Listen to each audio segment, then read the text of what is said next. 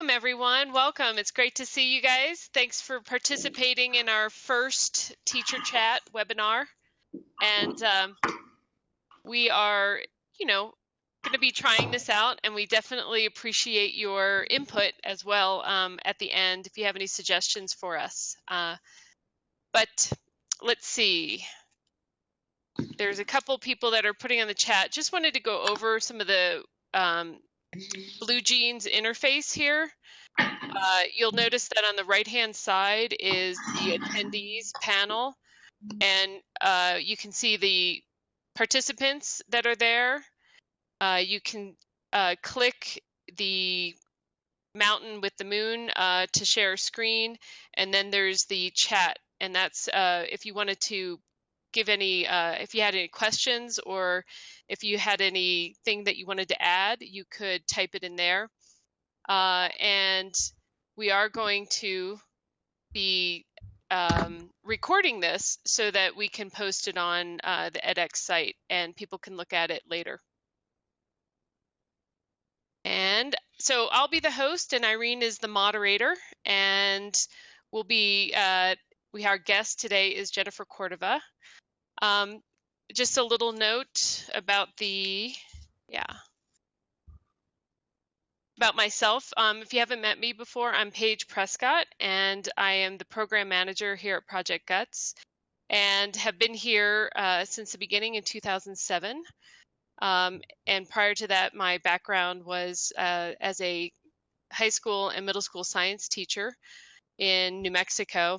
And then later I was teaching, took a hiatus from Project Guts and was in Thailand where I was teaching, and I was also a tech integration specialist at our school, and specifically for science and math, and am now back in New Mexico with Project Guts. So Irene, would you like to introduce yourself? Sure. Hi, everyone. I'm Irene Lee. I'm the program director for Project Guts and the founder. I'm really glad you could join us and very excited for this next phase. Let's see. I also wanted to mention that I work with the Computer Science Teachers Association as the Computational Thinking Task Force Chair. Thanks. And now I'd like to introduce Jen Cordova, and some of you might recognize her from when she was helping with the workshops in Chicago. And Jen is an experienced teacher and has been doing some interesting things with Guts and working with her kids. And what we felt after the workshops in the summer and then meeting you guys again in September and October was that we heard questions about how to implement this in a regular classroom. You know, it's one thing to do it, talk about it as teachers in a workshop, but it's really different. It probably feels really different to do it during a class time. And some of you might be already starting on this, and that'd be great to get your feedback on that. But Jen is somebody that has a lot of experience doing that in the class and is pioneering that right now with her kids at a school outside of Albuquerque, New Mexico. So Jen, would you like to give a little bit more feedback or a little bit more information on who you are and your experience, and then we'll get started with some questions. Okay, I'm Jennifer Cordova. I teach at a public. Oops. Frozen. Route 66 Elementary.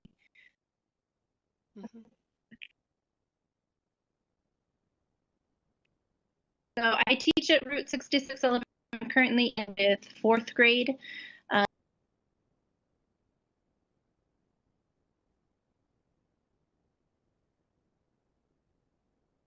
We have about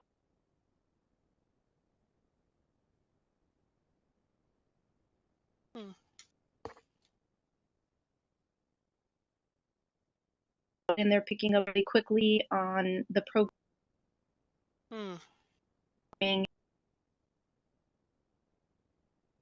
So the science of after school.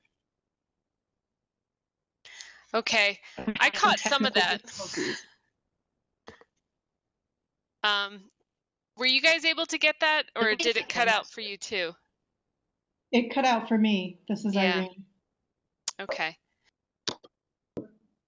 Jen, could you start over a little bit about what you're doing with what grade you teach, and also, I guess the first question is, what does your classroom look like? What's the setup? Give us the space, the layout, how many kids do you have at a time, etc.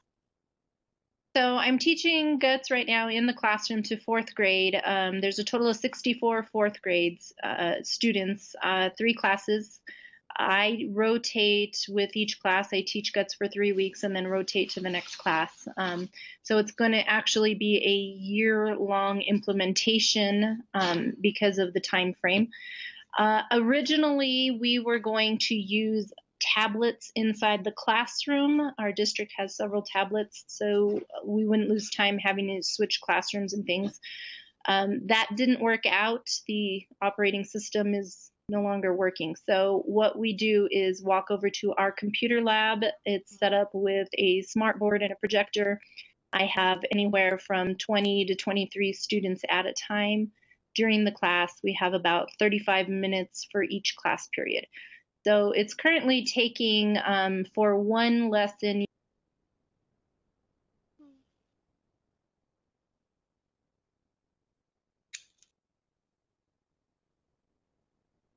Hmm.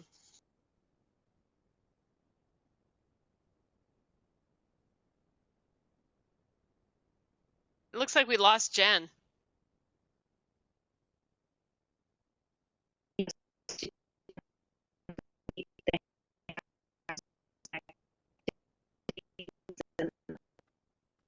Uh-oh. Hmm.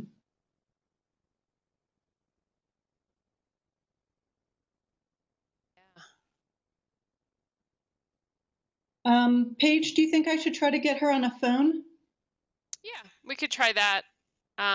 It shows that her connection is weak, so it might be that.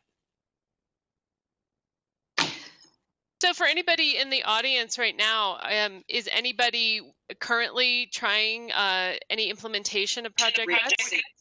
Oh, Jen. Hi. sorry.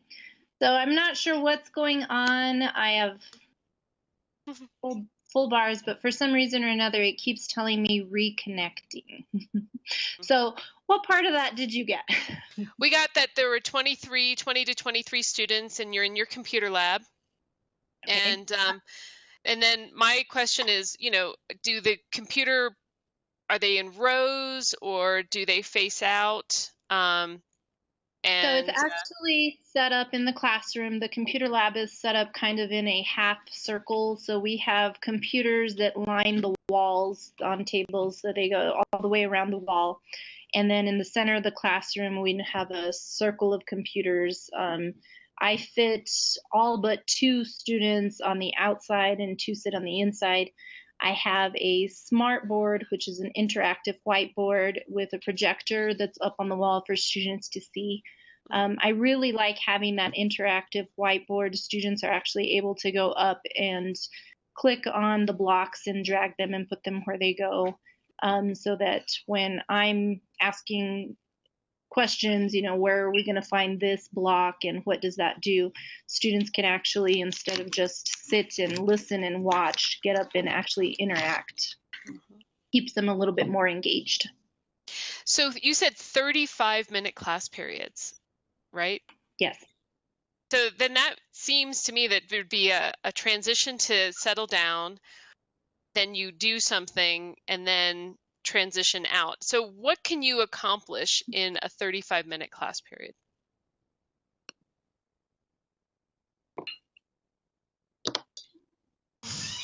There we are. So the first couple of class periods with each group, transition was a little bit difficult. We lost quite a bit of time.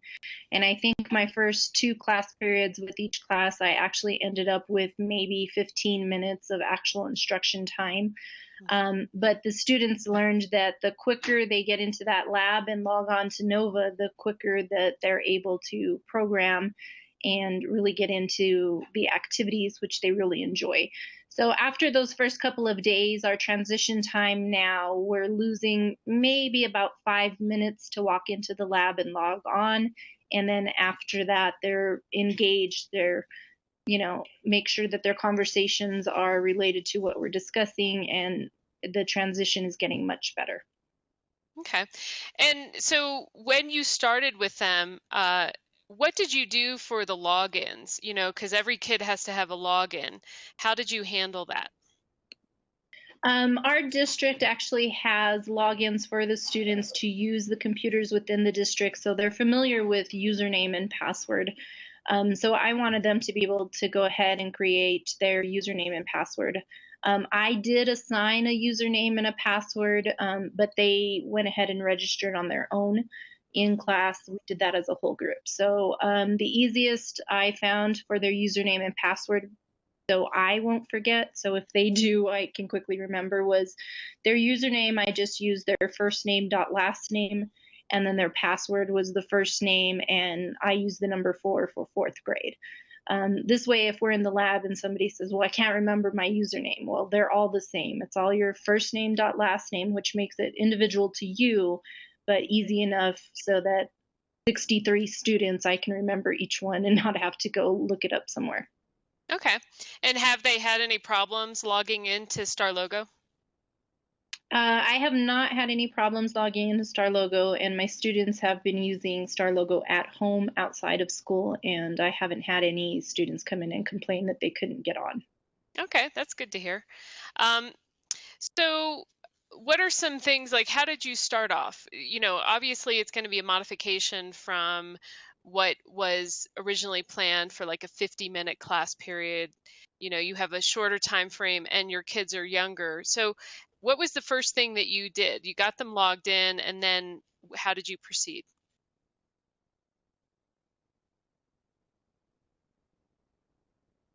No, Jen, come back, Jen.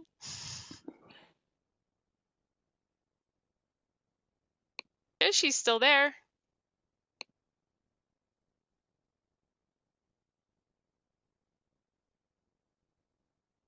Alas. So this is Irene, and I just wanted to tell you that that we invited Jen.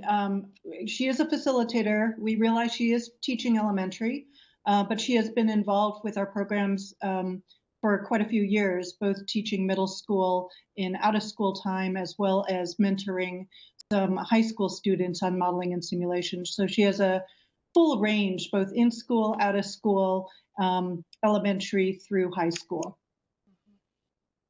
Yeah, and we also invited Melody, who is also a facilitator with us, but she has been doing a lot of work with Project Guts, both in the classroom and after school down in southern New Mexico, and is currently teaching high school computer science. And she has a lot of insights as well, but she was otherwise occupied. But I don't know. Did we lose Jen? Recording is on. Sorry. Hey. I am trying to move closer to my router and see if that helps. I don't know why it keeps telling me reconnect. Yeah. So with 50-minute classes, original plan, but I only have probably about 30 minutes. So it usually takes me about 2, maybe 2.5 days to complete one lesson. What I try and do is all of the hands-on activities in one day, and then we will spend the other 2 days that I have on that one lesson with the programming. I'm lucky enough that right outside the back door of the computer lab is a nice open space for those hands-on activities, walk and turn and those things.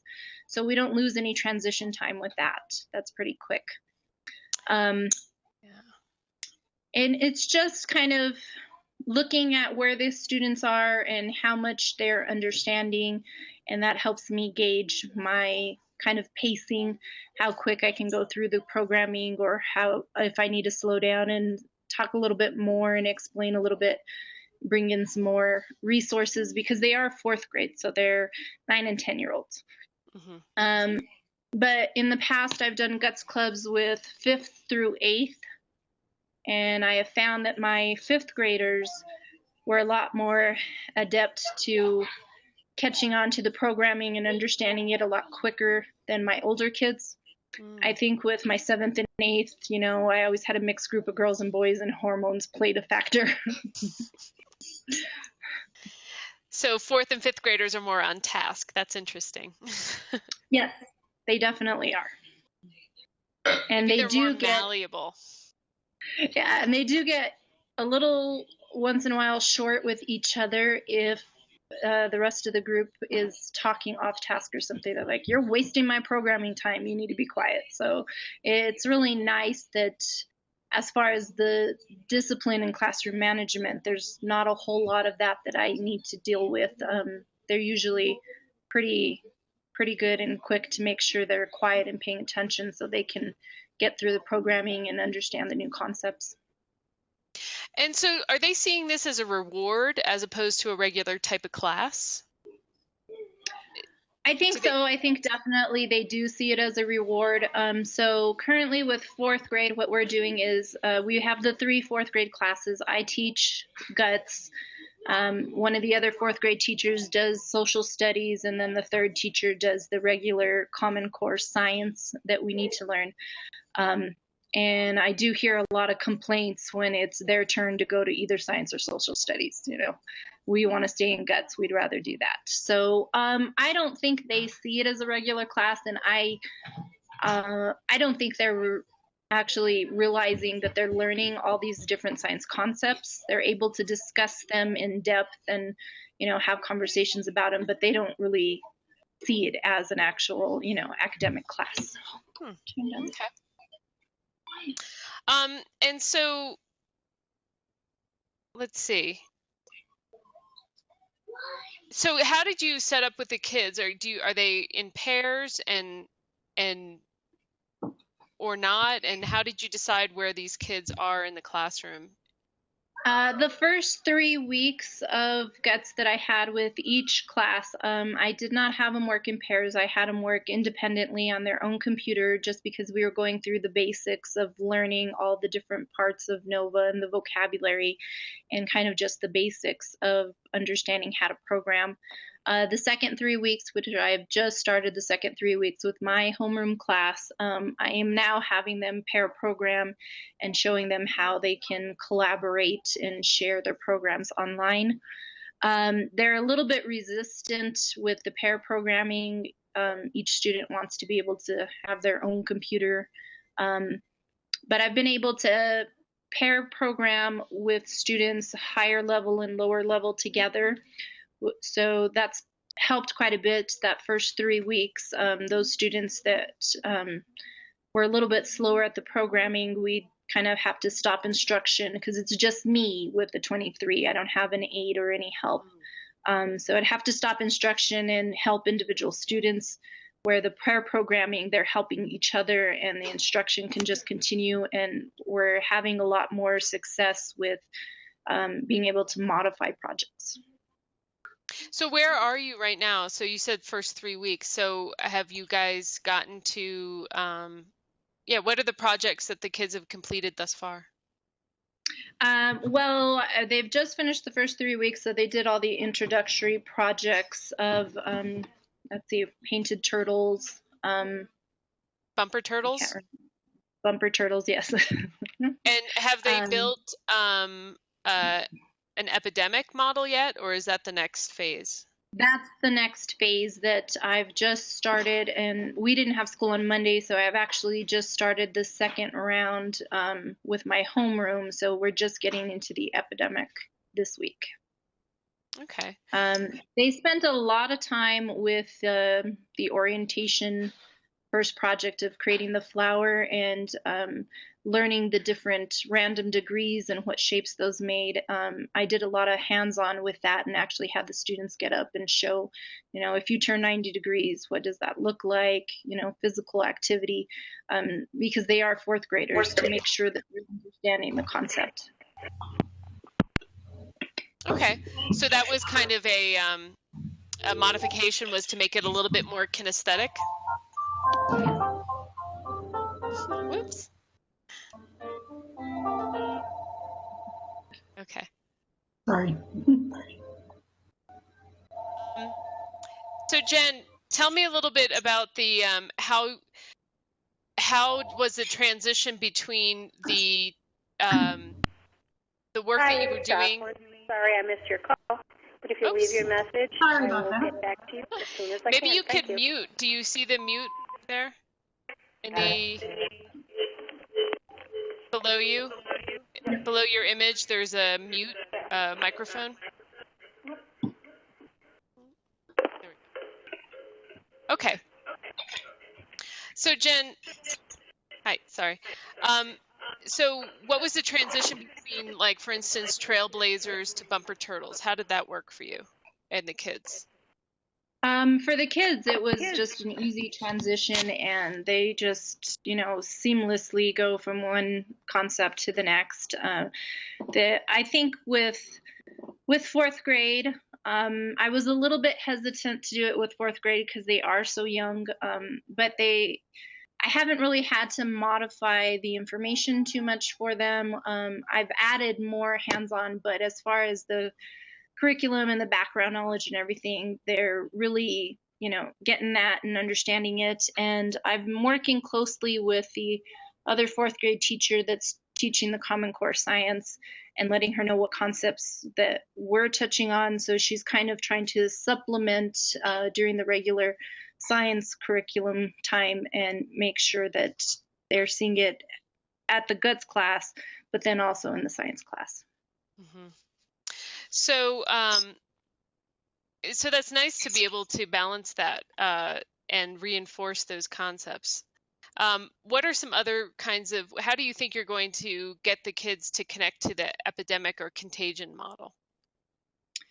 We have looked at that we've had quite a few kids in and out of class, absences due to sickness and things. So currently we are discussing the flu and the common cold, the virus, and understanding how that works. I've also found that a lot of my students like to watch The Walking Dead. So we're also using zombies, and they're just really interested in that, and they see that more as a virus and a sickness that you pass on. So I think as long as you find some common thread that all of the students are interested in and have a little bit of background knowledge in, it really helps for the programming and also for them to understand exactly what we're doing, because I don't want them to think that we're just playing. I want them to be able to relate, what we're programming to the real world. Mm-hmm. Yeah, it's a tricky one, especially with something like zombies. It's very engaging, but what's the science of it? And so it's a little bit of a, you want to grab their interest, but you also need to do some science. So I guess that's one of the challenges that we have to balance. Paige, I've got a question coming in from Great. Alexandria. Uh-huh. Alex, do you want to ask your question? You'll need to unmute yourself. Hi. Hi, Alex. Hi, I have a dog, so if she starts barking, I'm going to put you guys back on mute. Okay, thanks. And just decides to bark out of the blue. So I'm really having some trouble with logistics. So I'm listening to Jennifer, and I'm wondering, do you set up your own, how you do the Star Nova site? Do you do your own projects, or do you introduce the kids to the GUTS project like we did to pull it off of their projects? And I forgot what the other question was. What was the other question, Irene? I think did you want to know about accounts, how to set up accounts, and whether or not to use? I'm good with the accounts. Okay. The problem is I ended up with 248 students, and they have a lot of varying levels, and logistics. I'm having a lot of logistics issues that I'm trying to figure out. So I could really use some help with how, and they're all different levels. I have some very high achievers, and I have some kids that can't read. Yeah. So I'm struggling with the how to put logistically. And your cups, by the way, are awesome. Red, green, and yellow. Oh my God, I don't let them put the red. Not escalate to red. The base model that is already created, I don't share the URL with the students. I project that on the smartboard and we discuss it and talk about it. And then with my group, I then have them program the base model just to get them that extra practice. I know with other classes in there in Chicago, I kind of remember you've kind of only got a set amount of time, whereas with me, I have the entire year to do this, so we can take as much time as we need. But you definitely could just share the base model URL and then have them remix on their own site and start building from there, adding extensions or modifications. So you're doing And all for of this the, on the smart, I'm sorry. go ahead. So you're doing all of this at the smartboard? Is that what I'm hearing? I project on the smartboard, so it's an interactive whiteboard, so it can serve as just a projection, a big screen for them to see what I'm doing, but it can also serve as when it's time for them to program, they can actually go up and touch and move the blocks up on the board where everybody can see. But definitely helps to have the huge screen for them to see where the blocks are, what drawers they need to pull out and how they connect and what the program looks like. For the ability grouping, definitely I have the same problem in my class. Of course, I have amazing for you that many kids. That's great. In my class of 20 to 23, I have some students that same problem, can't read, some students that are in the gifted program high. So I try and make sure that they're sitting next to somebody who it is helpful, because sometimes you'll get those gifted kids that I want to do it myself and you're bugging me by asking me questions. So that's not going to be helpful to other students. So I try and make sure that I gauge their personalities and see who wants to be helpful and who'd rather just kind of, work on their own. Although I do force them at least once during the class period to share their thoughts and how they figured that out and some strategies. So I usually have one of my low-level readers paired up or sitting next to one of my medium-level readers. I don't usually like to put a high and a low because that usually intimidates the low reader. But that definitely helps to have them at least sitting next to somebody. And I found my students that couldn't read or that are they're fourth grade and reading at kind of a first grade level, they're still able to pick up very quickly on the actual programming and where the blocks are. It's just providing that extra support so they understand the concept.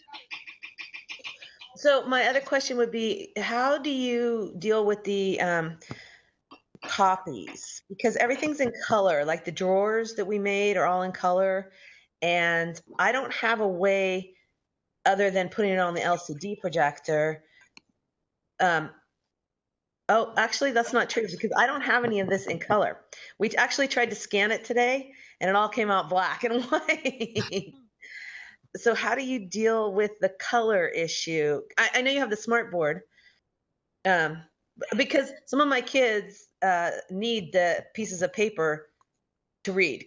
Because literally, I have 38 to 46 kids sitting in a room, and they're not all hearing me. So I need to have some hard copy for them too. So how do you deal with that issue with the color?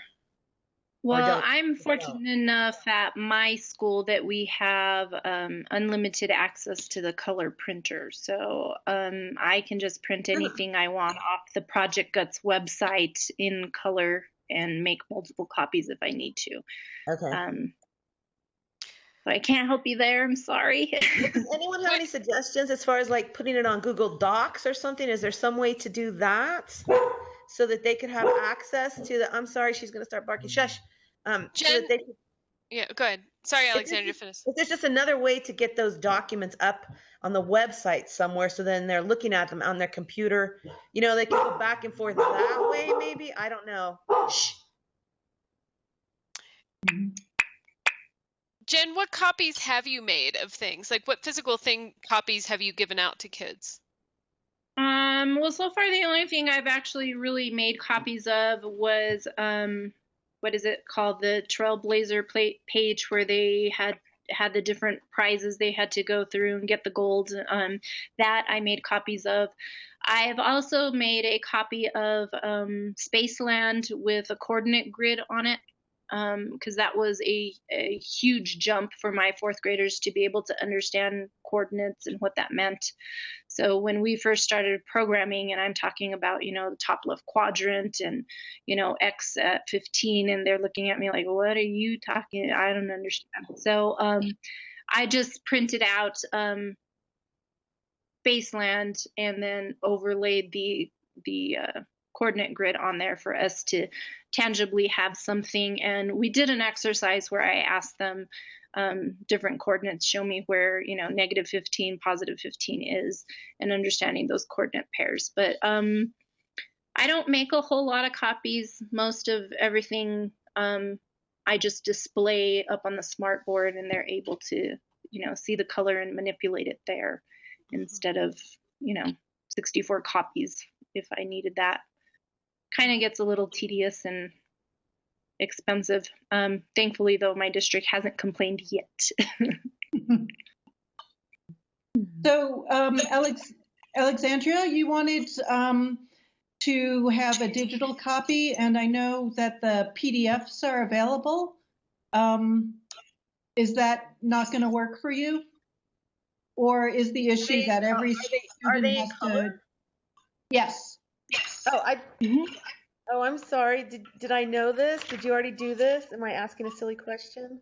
Oh, No, I think what you're doing is probably your copies that are in your binders, what you're making copies of, and those aren't necessarily in color. No, they are in color. They are in color. But do you have a color copy? No. You don't have a color copier. But do you have a color printer at your school?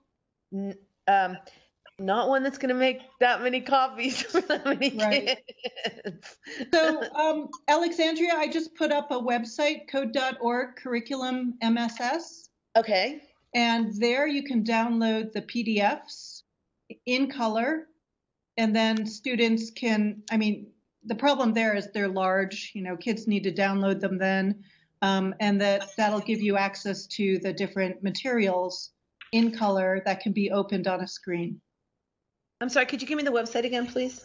Can you get to the chat window? Oh, you can. I'm there. Oh, sorry. Okay, yeah, I can. Okay. So, Carrie had a quick question. Carrie, are you there? Yeah, are you able to hear me? Yes. Okay.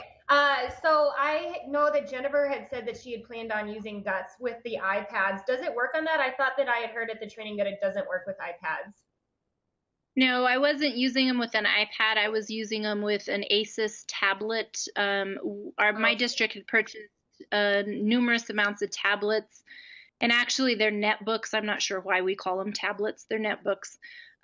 Several years ago, and never used them. So I was like, give them all to me. So I have 35 in my closet. Unfortunately, they are using Windows XP, which is no longer supported, so I'm not able to use them in the classroom as I intended. I have wireless access in the classroom, and it would save a lot of transition time walking from one place to another. My district's currently working on changing the operating system to Android, but that looks like it may not actually happen until next year. Okay, I was just going to double check because I have a class set of iPads, and so I was like, yes, this would save me so much time. But okay, we have Chromebooks too, so I just have to round them up. Yeah. Yeah, it works perfectly on Chromebooks. Yeah. All right, that was it. Thank you. So, Jennifer, have you had any administrators come through and or other teachers come through and comment on what kids are doing, and is it feeling different to them to see the kids interacting in the way that they are on the computers? And the reason I ask that is because some other teachers, participants in the Project Guts workshops and everything through code.org, they mentioned that they had an administrator walk through and didn't know what they were looking at. So have you had anyone observe this? Yes, I've had several administrators come in and observe, and when they first come in and observe, they kind of watch for a little bit and then ask me, what game are you playing? I'm like, no, we're not playing a game. So I think definitely the graphics that are involved with Star Logo Nova and both TNG, it does look similar to a game. So if you're not familiar with it, they don't understand. So I just have sat down with a couple of administrators, both at my school and also at central office. The assistant superintendent came in and observed and just kind of explained what we're doing.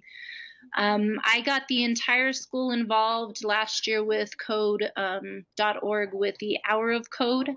And the tech teacher worked very closely with me. And actually, when students K through 6 at the time would go to computer class, she actually had activities from code.org for the Hour of Code that they participated in.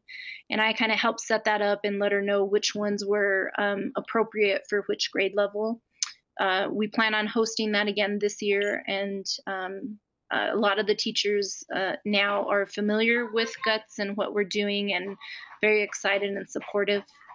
I think it's just giving the administrators a little bit more information and actually spending the time with sitting down with them and explaining what we're doing. Excuse me. Otherwise, they do see it as, oh, look, you're playing.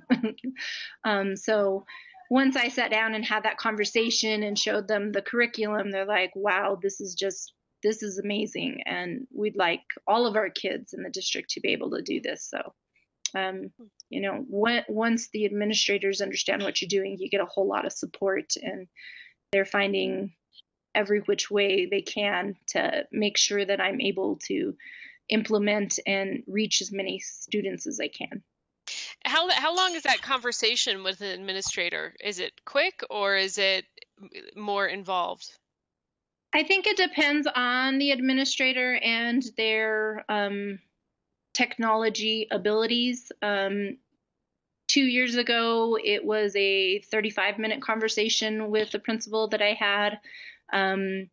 This year, it was a 15-minute conversation where she walked in and asked what I was playing. I said, no, this is GUTS, and explained really quickly, showed her, I think, 1 or 2 pieces of curriculum, and they're like, oh, that's amazing. How can I support you?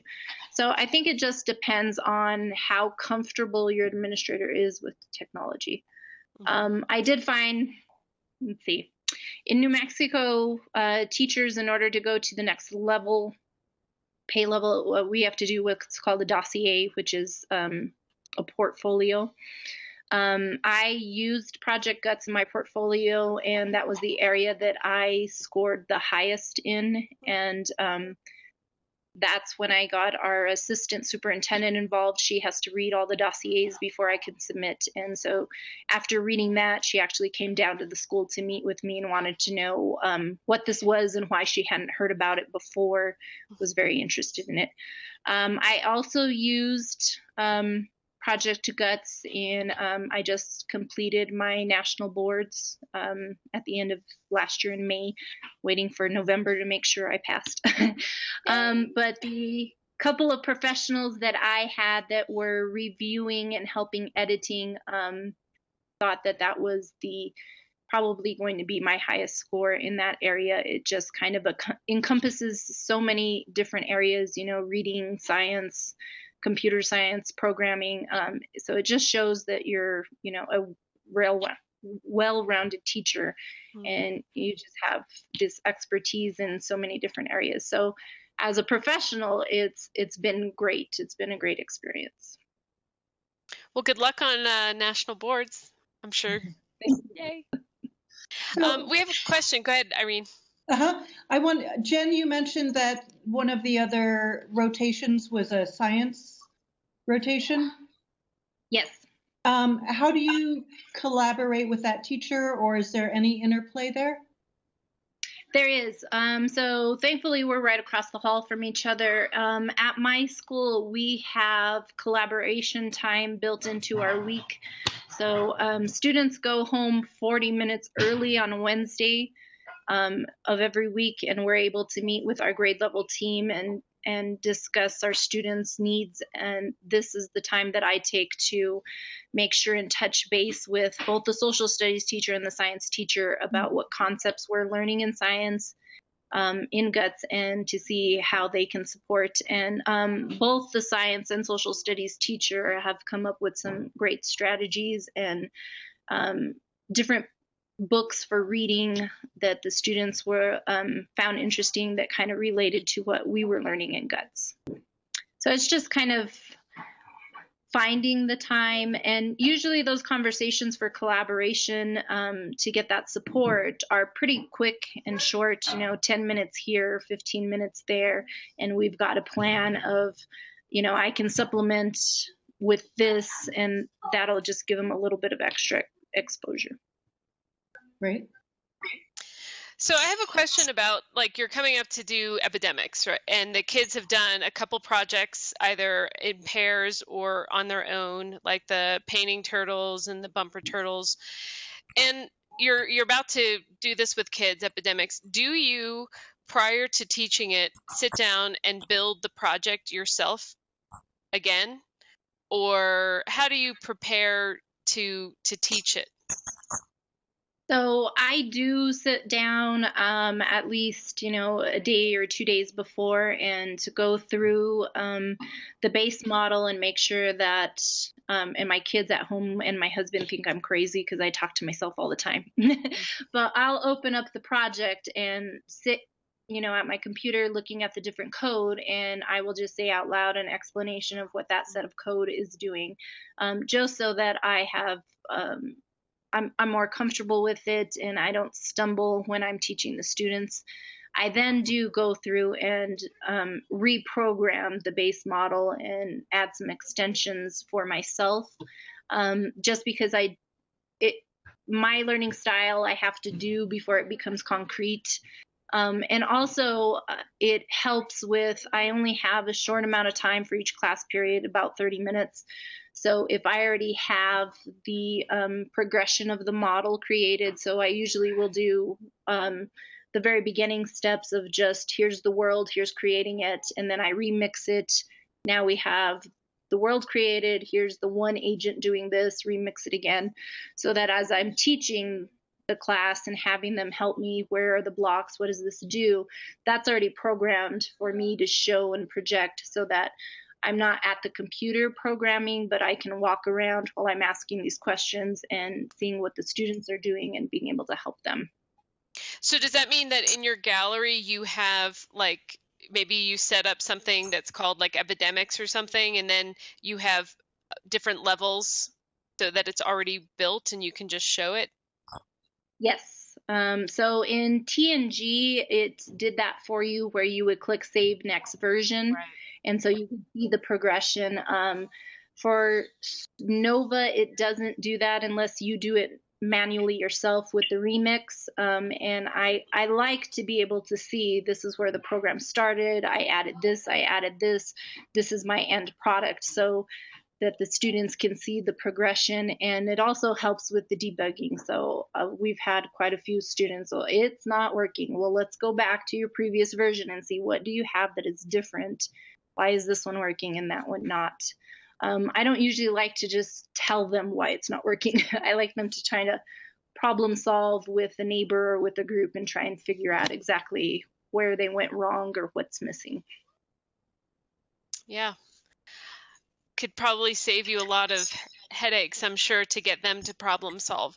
But so then they end up with like all these remixes, right? Do they know how to label them correctly, or they just leave the remix on there? No, the remix is not helpful at all. I really would like it to do like the TNG and just add a number. So that's what we do every time we remix. I have them highlight the remix part and add the next number. So they may have, epidemic 1, 2, 3, 4, 5. For their title of their project, I have them put the title. So epidemic, I also have them put their name, so that when I'm looking at these projects, if they shared them with me, I can very quickly figure out who it belongs to and who's done what, so I know who needs help where. But so far, that's what I've done with them. Every time they remix, is I have them highlight and delete the remix and just add the next numerical number so that they can very quickly see, well, I did this first, this came next. Yeah, the remix and timestamp is confusing and not helpful to fourth graders. And that it's on East Coast time. So how are you assessing them? Like, how are they getting graded for your class? So for my class, I don't give percentages or grades or anything like that. I'm lucky enough not to have that component required because they are getting a science class outside of guts. But I do have rubrics that I use with them. So I give them quick vocabulary quizzes. Sometimes they're oral, sometimes they're written.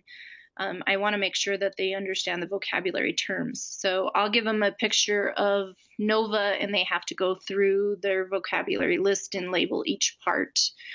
And then in class, through my observations and listening to them explain which each part of the code is, helps me gauge if they're understanding or if I need to go back and reteach or repeat something. But actual grades, I don't give those.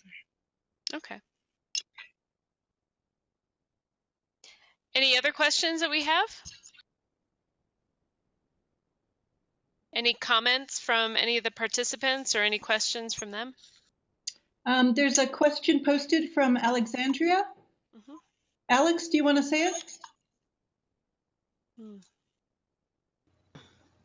Yeah, I'm still trying to figure out how to get the pages by themselves. I don't want to give them the whole unit with all of our stuff in there too.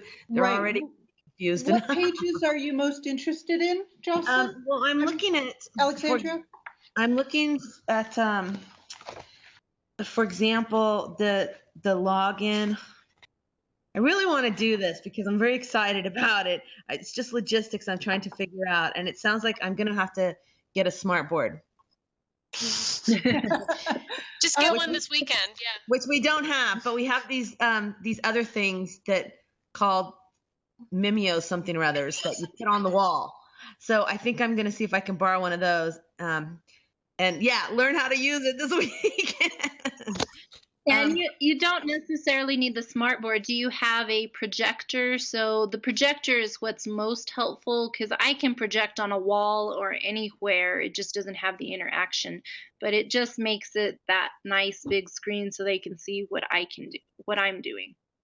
Unfortunately, yes, I do have the LCD projector, but I like the interactive technique that you got going on there. My space is really weird. It's not a straight space. They actually have these it's the silliest thing, because I'm also teaching robotics. So I have these corners. Literally, the workstations are set up like a corner. So there's like they have walls. And it's really great for coding because they sit really close to each other. So that's perfect. And they can talk to each other and then they're separated from other people. So it is a good setup for what we're trying to do, but for trying to show them how to do stuff, it's challenging. So I'm not sure where to project it because the only thing I have close to them would be windows.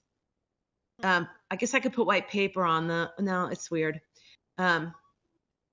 Again, it's just these little logistical issues that are jamming me up. If I figure those out, then I could just go here. Go. So Alex, Carrie, who's been typing into the chat window, says that there's an application called splitpdf.com that will let you pull out the pages from the PDF that you want separate. Perfect. Thank you. Oh, wait. Is it com or org? I think it's com. Okay. Got it. Thank you. Because Jennifer, what do you do at the LCD project? I mean, what would you do with a projector other than just show them? Because then they would have to use your computer, right? Yes. And before I had a smart board, that's what we did. We just had the projector. And so our school ordered and bought smart boards in waves, and I wasn't in the first wave. I threw a fit after that and got it the second year. Okay. But the first year, I just had the projector, and I would call students up to interact, and they would come and just use my computer, and it showed on the projection exactly what they were doing so the other students could see. The smart board is wonderful and I love it, but it is possible to get the interaction and the engagement without the smart board, just as long as you're able to project somewhere large enough for the whole class to see. Okay. And do you ever have the, oh, you don't use the smart board. You only use the smart board now. Because I was just thinking if you had the kids bring their own computers up to the LCD projector, then they could plug their computers up like we do at Code sometimes. You can do that, but the transition of unplugging, replugging, waiting for it to recognize and do that, you lose a lot of instruction time.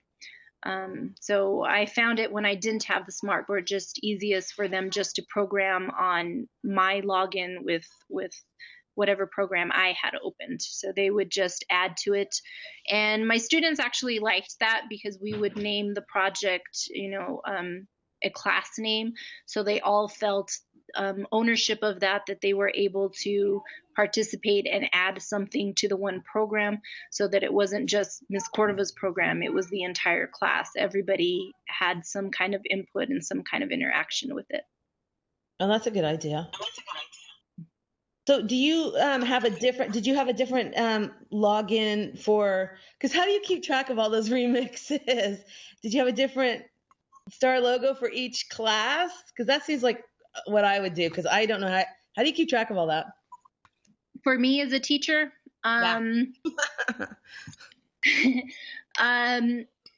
so I'm teaching the same thing every 3 weeks over 3 times. So I do have the progression. So the first program was Orientation Cordova 1, Orientation Cordova 2, and I just use those same programs. I don't rewrite them. What I do for the second class is before class starts, I take the blocks apart, and so they're not connected. They're on the page.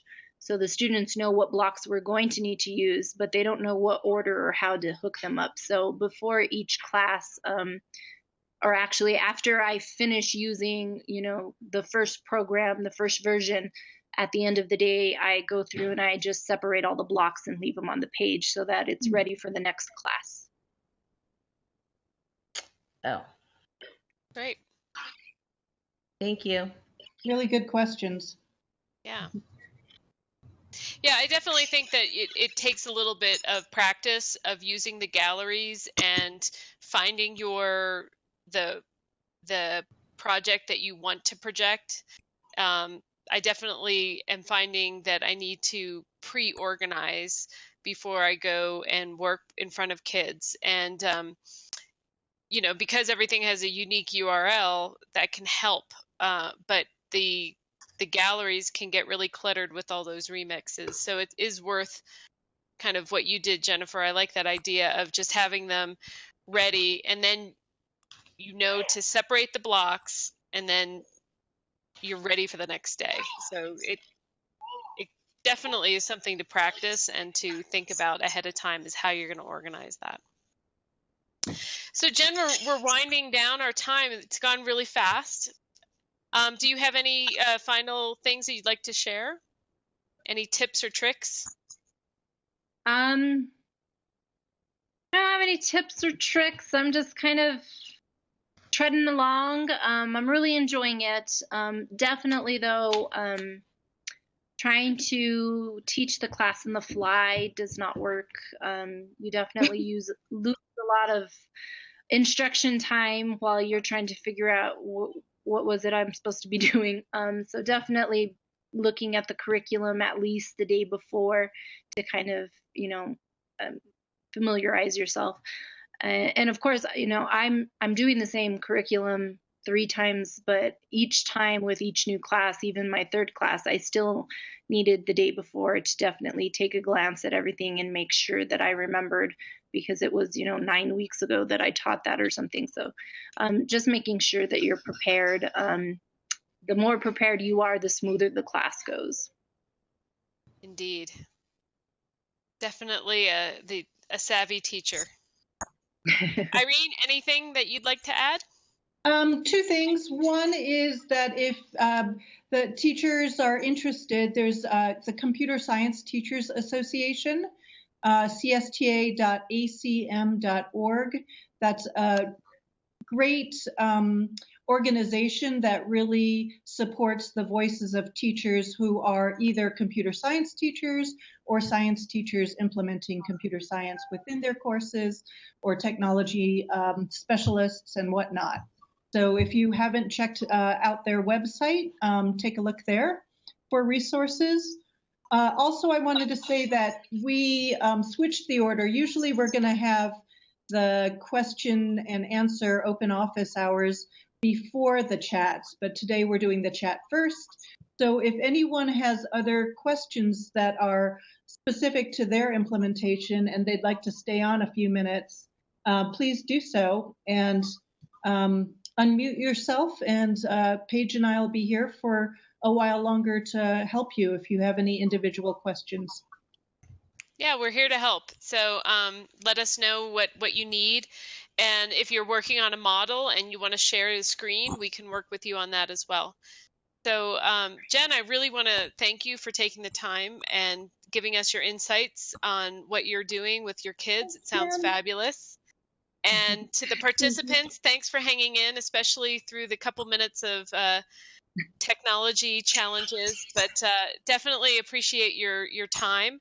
And stay in touch, keep in touch if there's any questions that you have, or any suggestions also for how we could help you better, and for our next webinar. So the next time that we are having a webinar is October 22nd, and I'll send out information on that as well. But thanks again, and stick around if you have other questions. Bye. Thanks, everyone. Hey, Jennifer, thank you so much. This is Alexandria. I was trying to get my camera to work, but it's not working. It is Oh, we now. can see you. Yeah. Hi, Jennifer. That's who you've been talking to. Hi, Jocelyn. And I am putting up my email address if anybody has any other questions later on or need any help. I'm usually pretty quick with email. If you send me an email, I'll get back to you within the same day. Okay. Yep. Thank you, and have a good evening. Thanks. You too. Thanks, Jen. Hi, Scott. Scott, are you implementing now?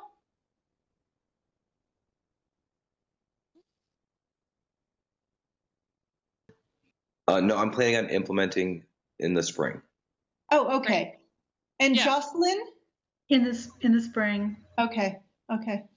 But I do have a question. It looks Sure. like that someone is setting up our classes from county end. I'm not sure. How do we register kids?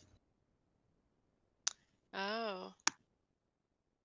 So where are you? I forget where you're, what school? Broward County. Broward. So you have somebody that's going to set up all the Star Logo Nova logins, you said? I think so. I got an email the other day, one day last week, asking, which periods I'm teaching of my kids are going to be involved. So I'm thinking that that's what they're doing. Okay. I haven't heard from our end that's happening, but that could be something that they're working on. Oh, there. Yeah. Lisa says something. Oh, Lisa, hi. Just Lisa, for logins, so not for logins. Okay. Okay, so we have to set our own students up, and Yeah. how do we do Yeah, they're going to have to register, and they're going to have to, and one of the challenges is because you can't reset their passwords and things like that. They need to remember them. And what I've done, and what it sounds like Jen has done, is had a very systematic way of creating those logins, but that the students create them. So, if they have a typical way that they're logging in for the access to their computers or, Power School or something, I would just replicate that, but they're going to have to go through that process. And then the password, again, they're going to have to remember that. And I've told my groups that they should just use the word password. So, but, I know each district has, or school tends to have a certain protocol. I would just replicate that, but it's definitely going to be part of your initial time, and it'll take at least. Student ID numbers and their birth dates in different forms for whatever they're logging into. So they could. Would that be all right, Lisa, for them to use something like that? Sure, I do recommend that. That because you are going to want to possibly look at their work. And having a number as a login instead of a name will be harder for you. So if a name could be in that login, I would recommend it. Yeah. Okay, that makes sense. Hey, the other thing I've heard of is that teachers keep, the class list and then the login and the password in a file for each student, so that if the student forgets, they can easily give that information to the student. Yeah. And just have them give them to, if we're not using their student ID numbers, if they're making up a password, they have to give it all to me when they set it up. Because it's not a website that's holding critical information. And so they can share with you their password and their login. And well, I have them all anyways. Yeah. So if you could systemize it, I think that'll make it a lot easier for you. And then it sounds like Jen has a protocol for also naming the projects. And then that'll help you also to kind of, when you're looking at a student's work, that the name is in there, so that it's not just something like turtles moving, and then you have no idea who did that. Right. So. That's good. Some good suggestions I got. Thanks. Yeah. Good. Thanks for joining us, Jocelyn, and definitely let us know if we can help. Okay, thank you. I'm signing off. Bye. Okay. Bye. Bye, Irene. Bye. Good seeing you, Jocelyn. Good seeing you too. Miss you. Yes, miss you too. Okay. Bye. Bye. But we're connected on Blue Jeans. Yay. Hey, Irene. Yes. Irene, can I just because I'm gonna have to log off because I'm getting hungry. I just want to make Alexandria. I just want to make sure I had, because that was it's too bad that she logged off so quick, because Jennifer's. I just want to make sure I have this right, because this was brilliant for her logins at Star Nova. I have that she put her kid's first name dot last name for the user, and then didn't she say it was their first name and then their period that they were in for their password? Yes. That is brilliant. Yeah. That was wonderful. I got to email her. That was brilliant. She is a seasoned teacher. She definitely has a good system for sure. That was super simple. So simple. Thank you, you guys. Take care, Alex. Be in touch. Oh, I will. Trust me. Is there some way to upload pictures to this site, or do I just email you pictures? Just email us. Yeah. Okay. All right, because I'm going to do that, so that maybe if you have some ideas. Perfect. Enlighten me. Thank you. Good night. Good night. Robin, where are you? Yes. I'm in Gonzales. Ah, wonderful. Scholastic Academy, on the southwest side area. Great. And are you starting yet? We're actually starting it next week. So we talked about how we're going to implement it and everything. So hopefully starts off well. Who's we? Me, but I've been talking to administration about it. So. Okay. And then my the tech coordinator at our school, Shanice Young Thomas, she's going to help me too as well. So including her in on that. Yeah. Be helpful with it. So what are your thoughts on the flow of things, and what are you concerned about? I'm more concerned for just my end because I've been like reading up on it, just making sure that I'm well equipped to be teaching this. Okay. So yeah, just making sure that reading up, just practicing on my own as well, and then being able to give that information to the students. Okay. We'll see. I'm doing with the 8th graders, so I'm starting off because I teach 6th, 7th, and 8th. Uh-huh. So I'm just gonna be starting with the 8th graders right now, just to see how that goes first. So I've been practicing making some videos, but they're not ready. They're in draft stage. Okay. But if you wanted to see them, I could share you the YouTube URLs, and they're going to change because we're refining our methods on them. But if I don't know if that would be helpful for you to kind of review prior to starting for next week. Yeah, anything would be helpful. Okay.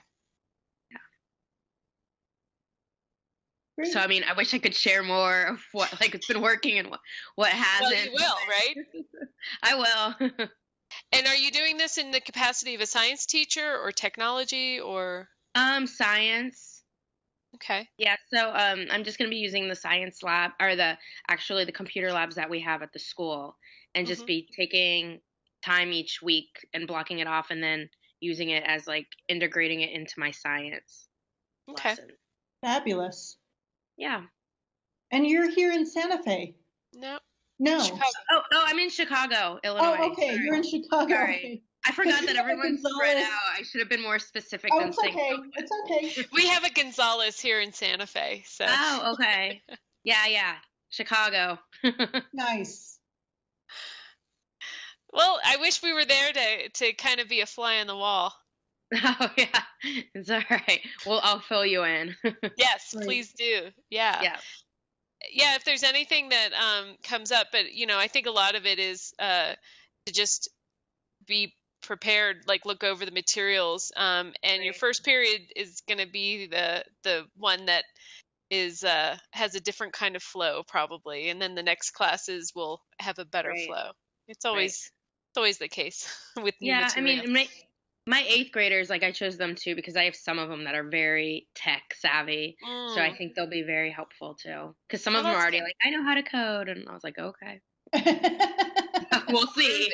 Yeah. I know. So, yeah.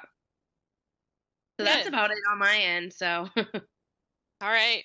Well, we'll be here again next week, right, Paige? We're going to be on for open the 22nd. Yeah. Right. Okay.